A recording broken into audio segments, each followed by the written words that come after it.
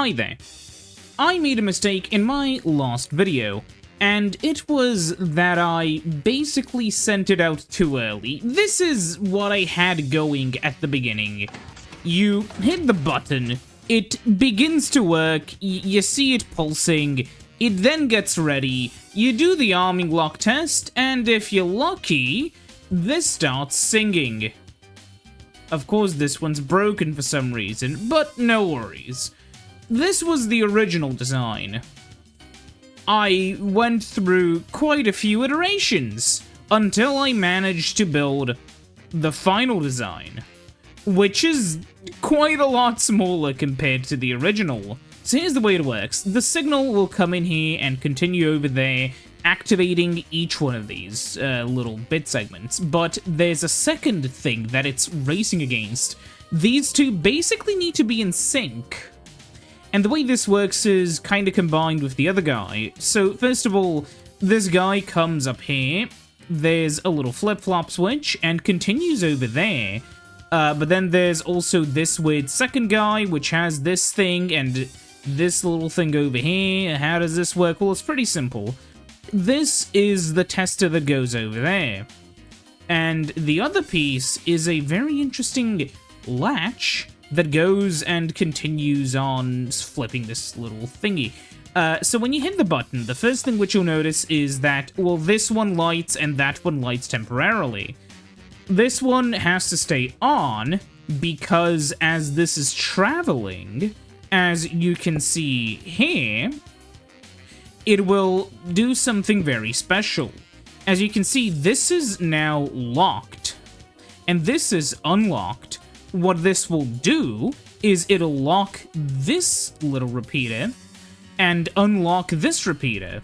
This way, when you hit the button pulse, if we would have both of these, then this guy will basically continuously be fed a specific signal that only it can read. So if we hit this key, and it all shuts off, if we do it again, oh, now this has a 1 signal, and now it's, locked. Basically, by pulsing them at the exact right order and at the exact right speed, we can feed in the correct signal at the correct time. And by that, we can store a code.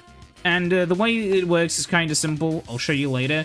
But yeah, then this is a simple little system to where this only activates if we replace it with a lever.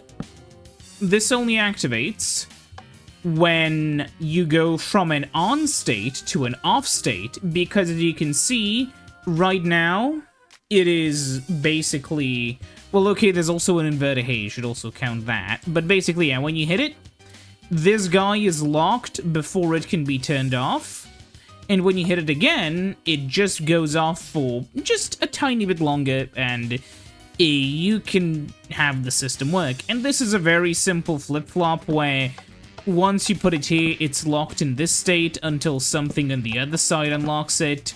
That's the simple idea. That is basically all this is, and then on the other side, I mean, there's the output, which just sends a little loop-back confirmation signal that we're doing it right. And to be clear, when you do this, yeah, all you're doing is that, you're pulsing the signals, you can see them actually pulse through, and then you can just test the signal again when you're done, pull it back, and it's gonna reset. And there's actually quite a bit of leeway, and all that is on the backside is this, which seems like a proper rat's nest. It's basically the back of my PC, except it's really simple. Excluding this. This was made so that whoever's operating these has an easy time inputting the launch codes. Basically, we should first talk about how it's actually programmed, and you just have 8 bits that you flick. Then you hit the button and you have the lever. So the button's right over here. It will go down here, we can remove the thing we added earlier, and it activates the starting race pulse.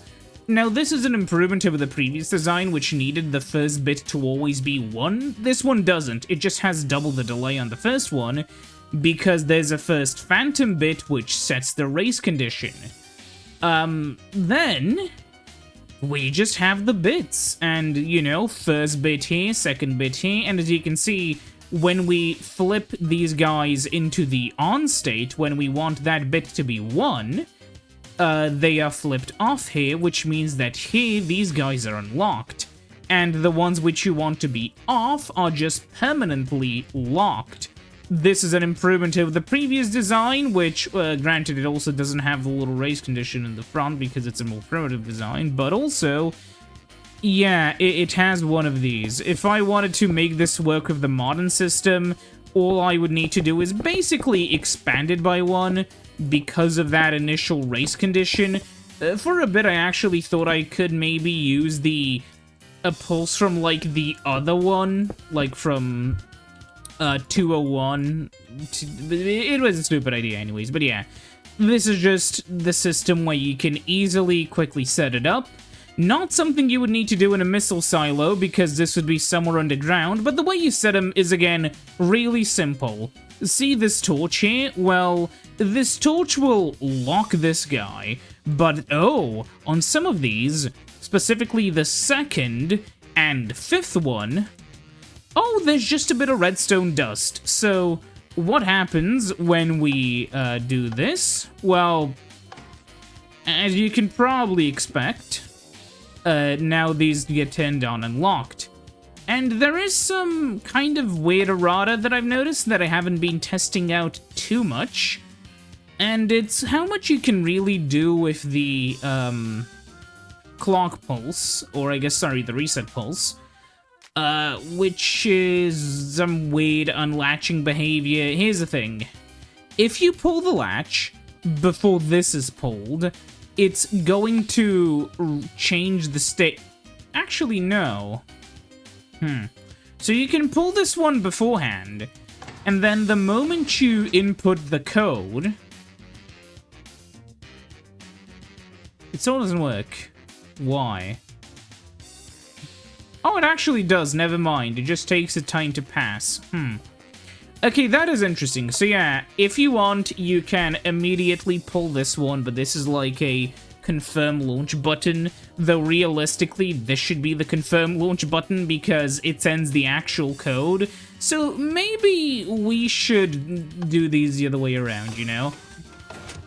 Still, you know, like opening the little red button latch and then hitting the red button. So that is a potential thing, but you can do this with the way I've done it with both ways. And if you are trying to launch it at any point, I mean, realistically, before it's done, even if you turn this off, I'm pretty sure that that still could pulse for a moment in some situations. I'm not fully sure. You know, I don't know. But realistically, I think this is plenty safe for a server. If you have a bunch of nosy fucks who will try to literally input, like, every single launch code that could possibly be, you can just add 8 more bits. You can add a full, like, 64 bits. Make it very long, make it lag the server. Make this super long if you want, doesn't matter. You could do AE 256, fucking, you can have 256-bit long passwords, you can do whatever you want. And if somebody debugs it that hard and figures it out, who cares? So, I'm gonna go just finally quickly through why I made the decisions I did. Well, first of all, there was this design. Then, one of my friends was, well, she was trying to make one of these, but then she, gave up. But yeah, we were talking about how overcomplicated it was, so I went from this really complex system to just removing these, like, the return vector entirely, so there's just one line, and moving this over here. Then, over here, I decided to, I just literally copied the design over, I think. Right? Yeah. Then moving up, I realized there was an attack vector where you could pulse this piston here, and shake the sand underneath this and basically break the system. So this removes any pistons, so it's just raw circuitry, which I really like. But then I decided to kind of shrink it a little. I realized I could basically make it smaller by moving this to the side and moving some stuff around. And then going up here, I also realized I could shrink it down even more by, this time actually horizontally by one by removing some space. And then this is the final design where I also added the little race thing, which makes it work better by just shrinking it down as low as it can go. And it literally cannot go any smaller than this because over here, all 4 blocks of space are used. There's no more free space, literally none. And is this user serviceable on the field? Like, when you're playing with your friends who can follow basic instructions, can they build this? Maybe, I don't know. You would want to instruct them which redstone torch is the important one, or like, you know, how to set up. Yeah, but overall, I think if you sent your friend out, hey, build me a missile silo, this is a lot easier to grapple with than any of the previous designs. Anyways, yeah, that's gonna be it. I'm not launching a missile in this video because there's no point. See you next time. I don't even know if there's gonna be a next time. I was thinking about making some new magical stupid tech. I don't know. We'll see. Goodbye.